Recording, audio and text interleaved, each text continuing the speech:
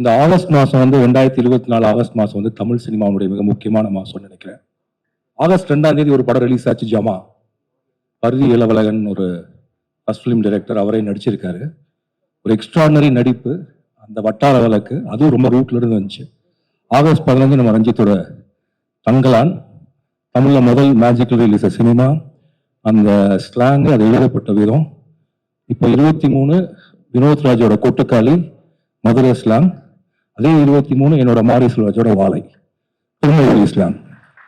இந்த மாசத்துக்கு ரிலீஸ் ஆகக்கூடிய 4 படமும் வட்டார வழக்கு, முக்கியமான 4 படமும் வட்டார வழக்கு பேசக்கூடிய படமா இருக்கு.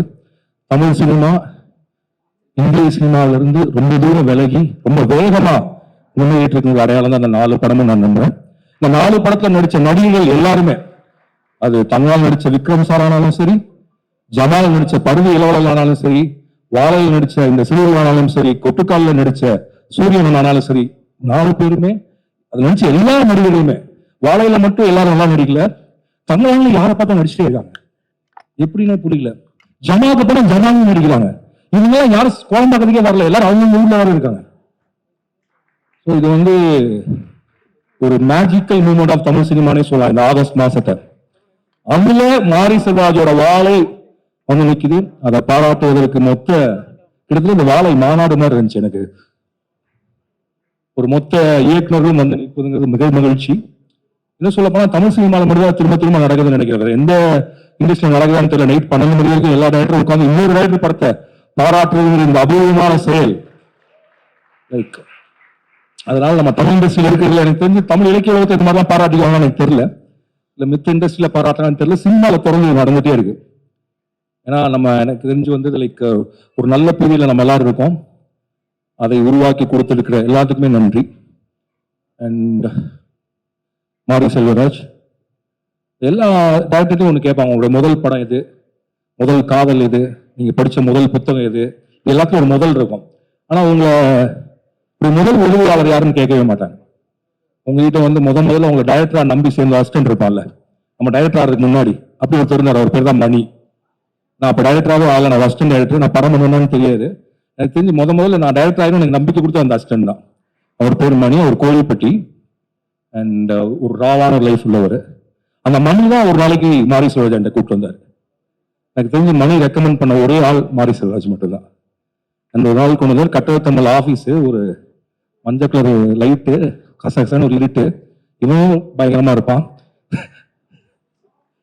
அண்ட் சொன்னா இது அப்போ நான் வந்து ஒரு டைரக்டர் தான், நம்ம கையில எதுவுமே இல்லை, இவன் வேலைக்கு சேர்த்துக்கணுங்கிறான். நம்மளே முதல் படம் பண்ணிட்டு இருக்கோம். இல்ல நீங்க சேர்த்துதான் ஆகணும் அப்படின்னு சொன்னா, அப்படிதான் மாரி செல்வராஜ் வந்து என் வாழ்க்கையில வந்தான்.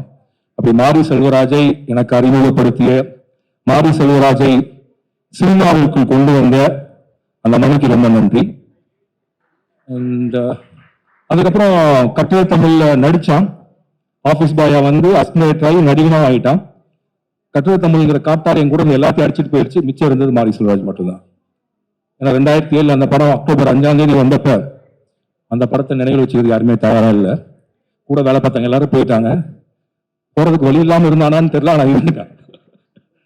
ஸோ அப்ப இருந்து இப்போ வரைக்கும் கூட இருந்துட்டே இருக்கான். என்ன படம் பண்ணாலும் அவன் அசிஸ்டன்ட் தான்.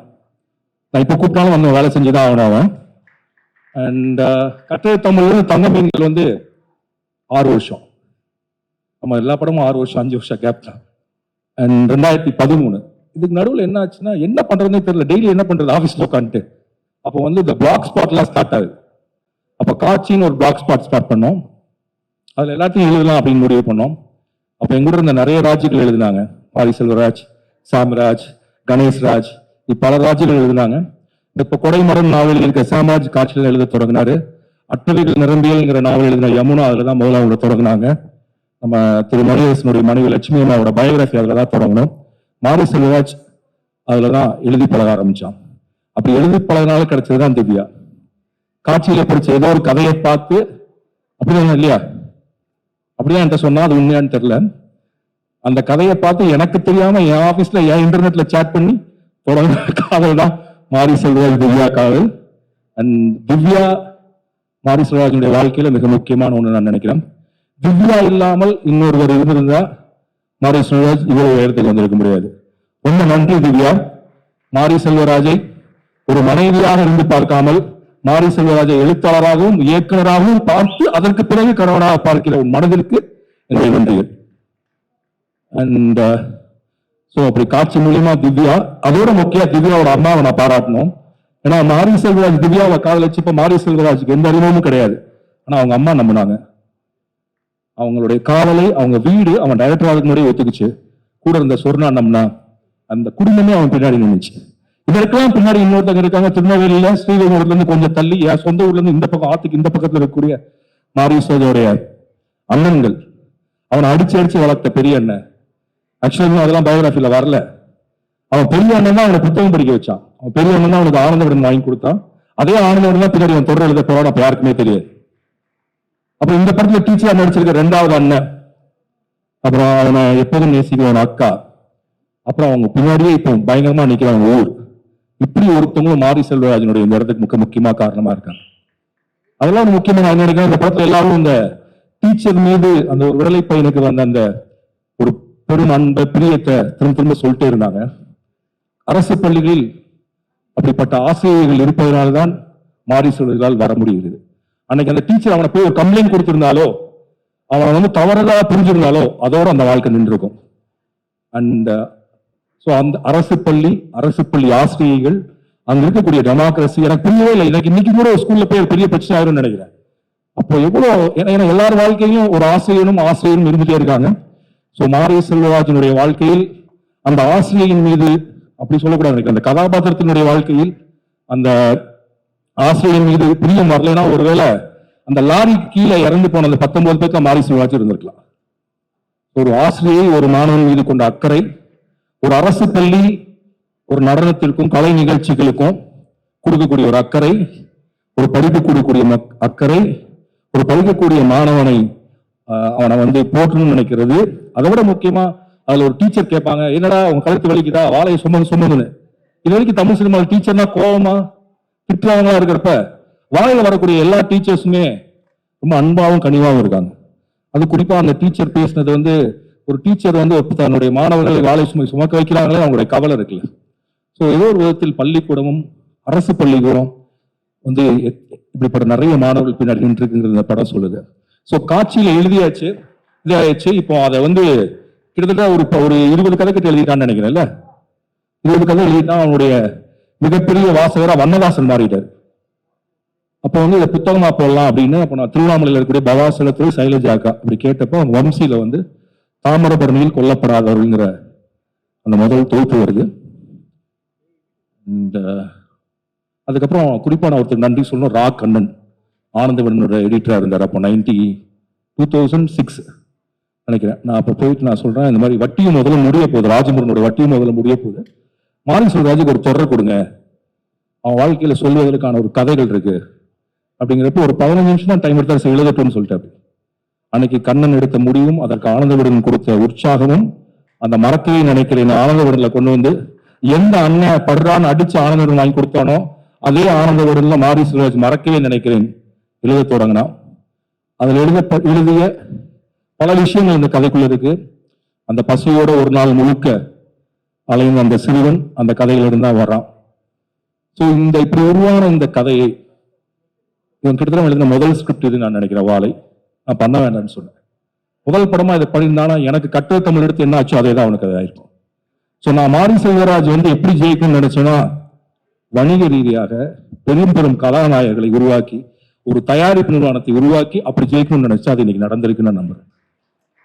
நான் என்னுடைய உதவி இயக்குநர்கள் நினைக்கிற எல்லாத்தையும் சொல்றது என்னன்னா, பெரிதினும் பெரிது கேள். இதைத்தான் நான் மாரி செல்வராஜ் திரும்ப திரும்ப சொல்லிட்டே இருப்பேன். அது கேட்பதற்கான எல்லா உரிமையும் அவனுக்கு இருக்கு, கேட்பதற்கான வாழ்க்கை இருக்கு, அதை கேட்டாக வேண்டிய கட்டாயம் இந்த சமூகத்துக்கு இருக்கு. அதனால மாரி செல்வராஜ் இன்னும் பெருசா கேட்கணும், பெருசா கேட்டுட்டே இருக்கணும்னு நான் நினைக்கிறேன். அண்ட் இப்படி எழுதின அந்த 2006 எழுதப்பட்ட இந்த மறக்கவே நினைக்கிறேன் இன்னைக்கு வாழையா மாறி அதுல இருந்தக்கூடிய ஒரு பீஸ் ஆஃப் லைஃப் இன்னைக்கு சினிமாவுக்கு வருதுன்னா அது பிரதீப் சார் இல்லாமல் இல்லைன்னு நினைக்கிறேன். நான் பிரதீப் சார் ப்ளீஸ் மேடைக்கு வாங்க, should come to the stage. நீ வரணும். And Naran please. செல்வம் வந்து இந்த கதையை பண்ணலான்னு சொன்னப்ப நான் நரன் தான் சொன்னேன், நரன் இந்த கதை நல்லா இருக்கும் நீங்க கேளுங்கன்னு. பிரதீப் சார் கதை கேட்டாரு, கேட்டு உடனே பண்றேனாரு. ஒருவேளை அன்னைக்கு டிஸ்னி ஹாட் ஸ்டார் வாழையை தயாரிப்பதற்கு சம்மதிக்கவில்லை எனில் வாழை உருவாக இன்னும் 5 வருஷம் கூட ஆயிருக்கலாம். ஸோ மிகப்பெரிய வாழ்த்துக்கள் சார். டிஸ்னி ஹாட் ஸ்டார்ல இருந்து வாழை மாதிரி ஒரு படத்தை நிச்சயமா சமூகம் எதிர்பார்த்திருக்க மாட்டாங்க. அப்படிப்பட்ட மாற்றத்தை கொடுத்தது லயலா காலேஜும் எங்க டைரக்டர்னு சொன்னீங்க பாருங்க, அது ரொம்ப நன்றி. அண்ட் அப்புறம் இந்த படத்துல மாரி செல்வராஜ் மட்டும் இல்ல, தேனீஸ்வர் எனக்கு சௌபான் அறிமுகப்படுத்தின தேனீஸ்வர், ப்ளீஸ் வாங்க தேனீஸ்வர், என்னுடைய தரமணி, பேரன்பு, கற்றல் தமிழ், என்னுடைய படத்தினுடைய வாழ்த்து முதல் இன்விடேஷனுக்கு போட்டோ எடுத்த ஸ்டில் போட்டோகிராஃபர், நான் டைரக்டர் ஆகிறதுக்கு முன்னாடி எனக்கு பிடித்த ஒரு நண்பர். அண்ட் இவர் மட்டும் இல்ல, குமார் கங்கப்பன் தங்கமீன்கள்ல உதவி கலை இயக்குனர், நடிகர், அப்புறம் தரமணியில பேரன்புல கலை இயக்குனர் அவர் இருக்கான். சூரிய பிரதமன் வரலன்னு நினைக்கிறேன், இந்த படத்தோட எடிட்டர் அவனுடைய ஹஸ்பண்ட் தான். அண்ட் செல்வம் நீவா, கிட்டத்தட்ட எனக்கு எப்படி இருந்தா இது வந்து நான் ஏதோ ப்ரொடியூஸ் பண்ண மாதிரி இருக்கு எனக்கு. ஏன்னா எனக்கு தெரிஞ்ச எல்லாரும் இதுல இருக்காங்க, நான் ரொம்ப பழகின எல்லாருமே இருக்காங்க. அந்த இது என்னுடைய கேரியர்ல நான் மறக்க முடியாத ஒரு நாள். நான் இந்த படத்தை பாராட்ட முடியாதுன்னு நான் நினைக்கிறேன். ஏன்னா எனக்கு ரொம்ப சந்தோஷமா இருக்கு. நான் வந்து இதான் எக்ஸ்ட்ராடனரி படம், நான் எப்படி சொல்றதுன்னு தெரியல. அது இந்திய சினிமாவின் அடையாளமா இருக்கக்கூடிய, குழந்தை மாதிரி பேசக்கூடிய, எனக்கு மிகவும் பிடித்த இயக்குனர் பாரதி ராஜாவும், இந்திய சினிமாவின் அடையாளமா இருக்கக்கூடிய ரொம்ப தத்துவார்த்தமாக பேசக்கூடிய மணிரத்னமும் பாராட்டிய பிறகு வாழையை பத்தி பாராட்டுறதுக்கு மிச்சமும் இது இல்லைன்னு நான் நினைக்கிறேன். அண்ட் எப்படி என்னால பாராட்டுறதுக்கு என்ன சங்கோஜமா இருக்குன்னா, எப்படி நானே சொல்றது ஒண்ணு, பாராட்டலன்னா அது தப்பாயிடுமான்னு ஒண்ணு. இப்படி ஒரு தர்ம சங்கடமான நிலையில தான் எப்போதுமே நான் இருக்கிறேன். இவங்க எல்லா படம் ரிலீஸ் ஆனாலும் இவன்கிட்ட பேசுறாங்களோ இல்லையோ, இண்டஸ்ட்ரியில் இருக்கிற எனக்கு ஃபோன் பண்ணுவாங்க. ஃபோன் பண்ணி அந்த படம் ஏன் நல்ல படம் அப்படிங்கிற கேள்வியை என்கிட்ட கேட்டே இருப்பாங்க. எனக்கு அப்ப தெரியும், அப்ப அவன் ஜெயிச்சுட்டே இருக்கான், ஜெயிக்க ஆரம்பிச்சிட்டான். இன்னைக்கு எவ்வளவு கலெக்ஷன் இவன்ட்ட சொல்றாங்களோ இல்லையோ எனக்கு சொல்லுவாங்க. எனக்கு எப்படியும் படம் ரிலீஸ் ஆச்சுன்னா ஒரு 10 ஃபோன் வந்துடும். அது என்னுடைய நெருங்கிய நண்பர்கள், இண்டஸ்ட்ரியில் இருக்கவங்க, ஊர்ல இருக்கவங்க எல்லாருமே. ஏன்னா மாரி செல்வராஜனுடைய வெற்றியும் தோல்வியும் என்னுடைய வெற்றி தோல்வியா நினைக்கக்கூடிய நிறைய பேர் இருக்காங்க. மாரி செல்வராஜ், நீ வெல்வது எனக்கு மிகப்பெரிய சந்தோஷம். வெல்வதுன்னா நான் என்ன சொல்றேன்னா, பெரிய பணம் அப்படி மட்டும் இல்லை, நினைச்சத நினைச்ச மாதிரி தைரியமா உரத்து, ஊர் என்ன சொன்னாலும் அதை பத்தி கவலை இல்லைன்னு ஒரு குரல் ஒழிக்குது இல்ல, அதான் உன் குரல். அந்த குரல் ஒழித்து கொண்டே இருக்கட்டும். இதுக்கெல்லாம் அப்புறம் ஒருத்தர் மிக முக்கியமா நன்றி சொல்லணும். ப்ளீஸ் ரஞ்சித் வாங்க. நீலம் பண்பாட்டு மையம், நீலம் தயாரிப்பு நிறுவனம், எனக்கு மிகவும் பிடித்த, நான் மிகவும் நேசிக்கிற ரஞ்சித். ஏன்னா மாரி செல்வராஜ் வந்து பரியேறும் பெருமாள் ஸ்கிரிப்ட் பண்ணோன்னா நான் ரஞ்சித் தான் ஃபோன் பண்ணேன். ரஞ்சித் இப்படி ஒருத்தங்க இருக்காங்க, நீங்க கதை கொஞ்சம் கேளுங்கன்னு. அப்போ ரஞ்சித் அப்ப ப்ரொடக்ஷன் கம்பெனி ஆரம்பிக்கிறதா இல்லை, நான் சொன்னேன் ஒரு கம்பெனி ஆரம்பிச்சு படத்தை ஆரம்பிங்க அப்படின்னு சொன்னேன். அப்ப ரஞ்சித் அன்னைக்கு தொடங்கினதான் நீலம் தயாரிப்பு நிறுவனம். முதல் படம் பரியேறும் பெருமாள். அன்னைக்கு தொடங்கிய ரஞ்சித் அந்த ஓட்டத்தை தொடர்ந்து ரைட்டர், எத்தனை படங்கள். அண்ட் உங்களுடைய நீலம் தயாரிப்பு நிறுவனம் கொடுக்கக்கூடிய அந்த வகைமையான படங்களுக்கு மிக்க நன்றி ரஞ்சித். நீங்க இல்லாமல் மாரி செல்வராஜனுடைய பயணம் இந்த இடத்த வந்து சேர்ந்திருக்காது. அண்ட் நீங்க 2 பேரும் இணைந்து இன்னும் மென்மேல் இப்போ அடுத்தது இது பண்ணிட்டு இருக்கீங்க பைசன். இன்னும் நீங்க 2 தொடர்ந்து நிறைய விஷயங்கள் செய்யணும். எப்படி நீலம் தயாரிப்பு நிறுவனம் நிறைய படங்களை வகுத்து கொடுத்துட்டு இருக்கோம், அதே மாதிரி நவி ஸ்டுடியோஸ் நிறைய படங்களை கொடுக்கணும். And Divya, please come to the stage. Divya தான் அதனுடைய மொத்த கதாநாயகி. அண்ட் உங்களுக்கு எல்லாம் குறிப்பு, திவ்யாவும் ஒரு டீச்சர், கடைசி செல்வம் கல்யாணம் பண்ணது ஒரு டீச்சர் தான். அண்ட் ஏன் இவங்க எல்லாம் இருக்க சொன்னா, இவங்க இல்லாம இந்த வாழை இல்லை. இங்க இருக்கக்கூடிய ஒவ்வொருவரும் வாழையினுடைய பின்னாடி இருக்காங்க. அப்ப வாழை சொல்வது இதுதான் நான் நம்புறேன்.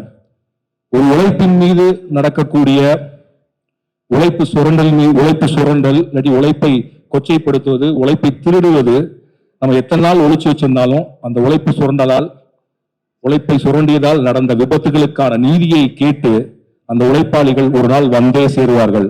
1999 நடந்த ஒரு உழைப்பு சுரண்டலுக்கு நீதி கேட்டு ஒரு படத்தை அந்த ஊர்ல இருந்தே வந்து அதை உயிர் தப்பித்த ஒருத்தன் எடுத்து நம்ம முன்னாடி வச்சிருக்கான். மொத்த சமூகத்துக்கு முன்னாடி கேள்வி கேட்கிறான். நீங்கள் சாப்பிடுகிற ஒரு வாழைப்பழத்தில், நீங்கள் தட்டின் மீது இருக்கக்கூடிய அந்த வாழை இலையில் அவன் கேட்கக்கூடிய கேள்வி ஒழித்துக் கொண்டே இருக்கும்.